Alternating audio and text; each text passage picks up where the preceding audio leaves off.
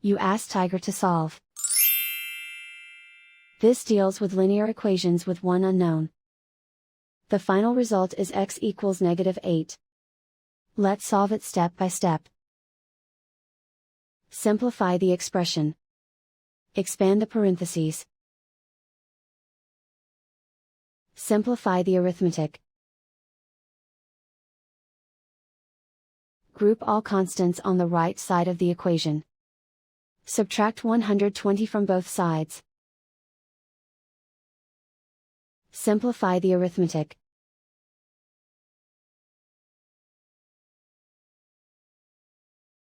Isolate the x. Divide both sides by 12.